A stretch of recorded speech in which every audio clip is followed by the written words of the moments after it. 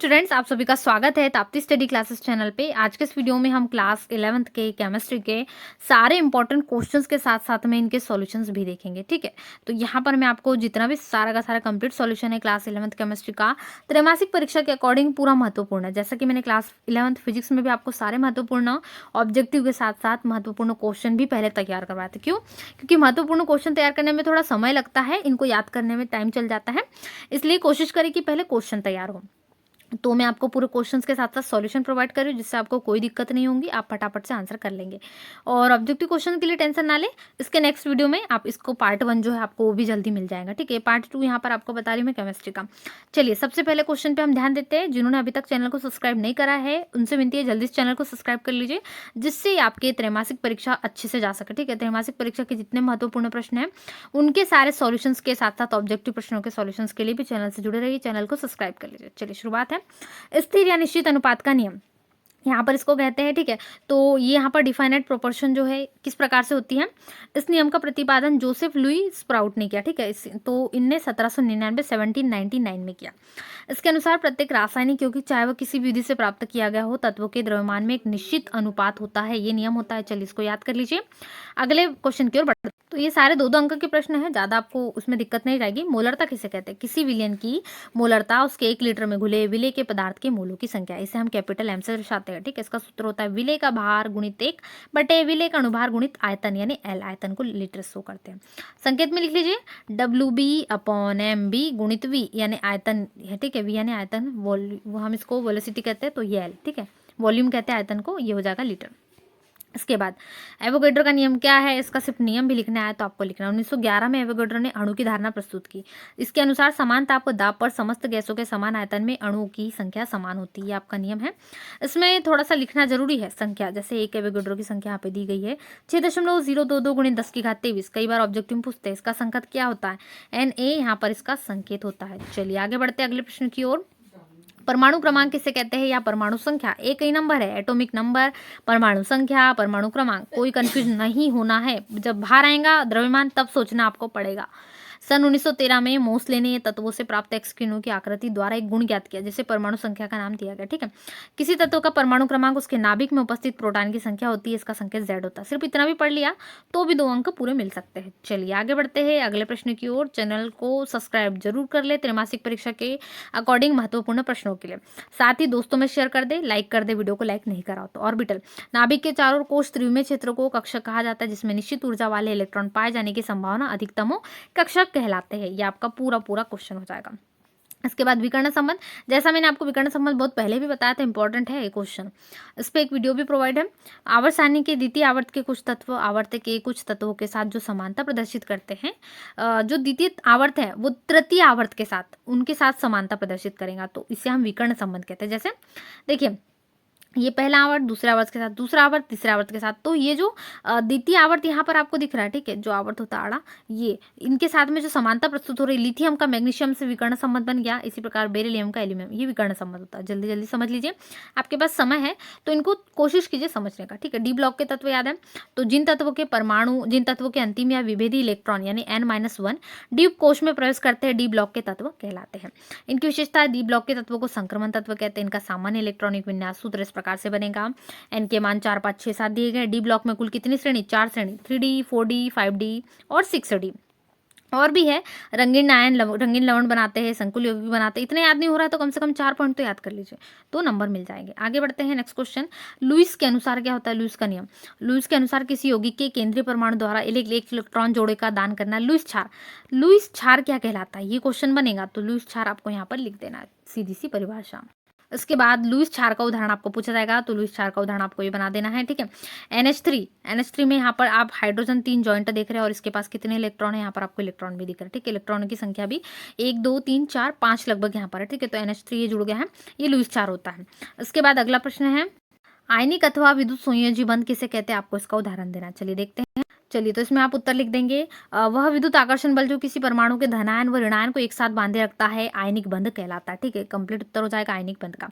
इसके बाद आगे देख लेते हैं कक्षक और कक्ष में अंतर, या कक्ष और कक्षक, ऑर्बिट और ऑर्बिटल में अंतर स्पष्ट कीजिए। चलिए देखेंगे, तो कुछ अंतर दिए गए। सबसे पहले 2 अंतर आपको याद करना है। नाभिक के चारों ओर एक निश्चित वृत्ताकार पथ जिस पर इलेक्ट्रॉन गति करता है ऑर्बिट या कक्ष कहलाता है।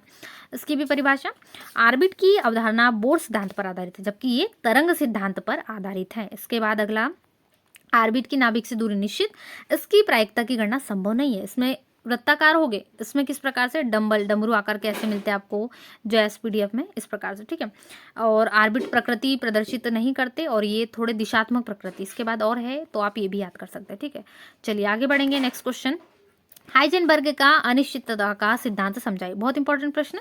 जर्मन वैज्ञानिक हाइजेनबर्ग ने सन 1927 में यह बताया कि इलेक्ट्रॉन की प्रकृति दोहरे गुण के होने के कारण उसकी सही स्थिति व संवेग की माप एक साथ ज्ञात नहीं कर सकते। इस कथन को हाइजेनबर्ग का अनिश्चितता का सिद्धांत कहते हैं।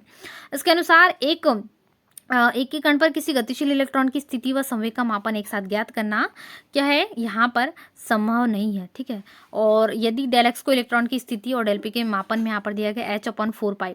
ठीक है, यहाँ पर बताया गया del x del p, p बराबर से mb, और ये संकेत इस प्रकार से आपको कर लेना है, ये आपका प्रूफ हो जाएगा यहाँ पर। ठीक है, आगे बढ़ते हैं। जल्दी से वीडियो को लाइक कर दो जिन्होंने अभी तक लाइक नहीं करा।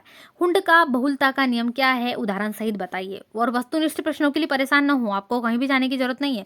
सारे वस्तुनिष्ठ प्रश्न आपको नेक्स्ट वीडियो में प्रोवाइड हो जाएंगे, बिल्कुल भी चिंता ना करें। सारे के सारे महत्वपूर्ण प्रश्न है, सभी प्रश्नों को तैयार करके जरूर जाए। तो हुंड के अनुसार प्रत्येक उपकोष में उपस्थित सभी कक्षकों जिससे कक्षकों की यहाँ पर समानता कहा जाता है। ठीक है, ऊर्जा निश्चित होती है सभी कक्षकों की ऊर्जा जिससे कक्षकों की हम डिसर्जेरेसी यानी समानता कहते हैं। इस नियम के अनुसार निम्न बिंदु है। ठीक है, समान ऊर्जा वाले कक्षक में उपस्थित अयुग्मित इलेक्ट्रॉन के चक्रण एक ही दिशा में होने चाहिए। फिर उसके बाद यहाँ पर अयुग्मित इलेक्ट्रॉन का आप कक्षक देख रहे हैं। ठीक है, इसी प्रकार से बांट दिया गया px py pz, जहाँ पर p3 सब सेल है यानी अयुग्मित कक्षक चाहिए हमको। यहाँ पर सारे के सारे अयुग्मित है, बॉन्ड किसी का भी नहीं बन रहा। फिर आप थोड़ी सी थ्योरीज में लिख देंगे अर्थपूर्ण कक्षकों के बारे में जो दी गई है। इसके बाद यहाँ पर p4 है, ये भी सब सेल है, लेकिन यहाँ पर अयुग्मित क्या है, 2 ये जोड़ा कंप्लीट हो गया, पेयर बन गया, लेकिन यहाँ पर 2 अनपेयर है, तो ये पेयर नहीं बने तो ये अयुग्मित है, बाकी ये युग्मित है, दोनों जोड़े। ठीक है, और उदाहरण है चाहे तो ये भी लिख सकते हैं, बी का है यानी बोरान और कार्बन का दिया गया है।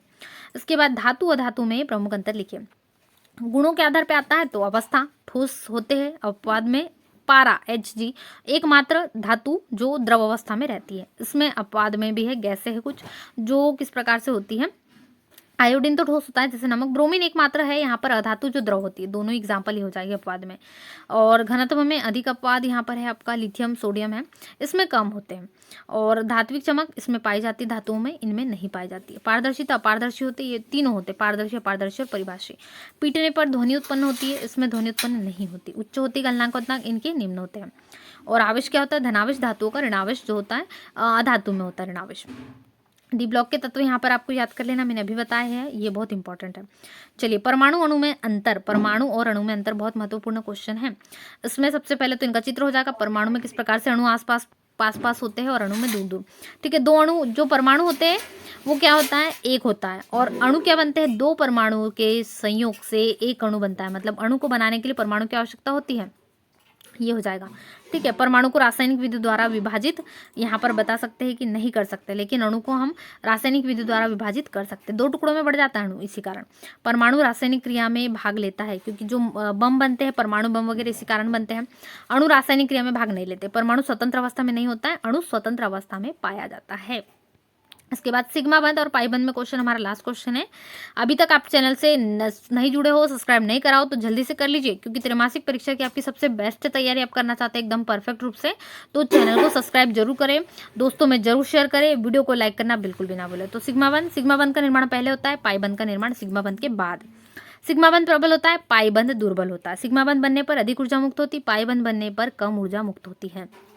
सिग्मा बंध SS SP और PP के सम्मुख अतिव्यापन से बनता है। ये PP पार्श्ववर्ती व्यापन से बनता है, अतिव्यापन लिख देंगे। ठीक है, सिग्मा में विपरीत चक्रण के 2 इलेक्ट्रॉन होते हैं, जबकि नाभिक में अंतः पक्ष में, पाई बंध में अंत नाभिक के पक्ष के दोनों इलेक्ट्रॉन तल के दोनों ओर होते हैं। ठीक है, तो ये पूरा कंप्लीट सॉल्यूशन हो जाएगा। आज के इस वीडियो में हमने क्लास 11th के केमिस्ट्री के जितने इंपॉर्टेंट क्वेश्चन थे सभी के सॉल्यूशन देखे। ऐसे ही वीडियोस के लिए आप त्रैमासिक परीक्षा की अपनी अच्छे से तैयारी करना चाहते हैं, इसके पहले मैंने आपको फिजिक्स के भी बहुत महत्वपूर्ण प्रश्न प्रोवाइड करे थे जो कि आपके लिए बहुत बहुत ज़्यादा इंपॉर्टेंट थे। ठीक है, तो ऐसे वीडियोज़ चाहते हो तो चैनल से जुड़े रहे, चैनल को सब्सक्राइब करना बिल्कुल भी ना भूलें, अपने सभी दोस्तों के साथ जल्दी से वीडियो को शेयर भी कर दीजिए। मिलते हैं नए वीडियो में, तब तक वीडियो को लाइक शेयर करना बिल्कुल भी ना भूलें। Thanks for watching.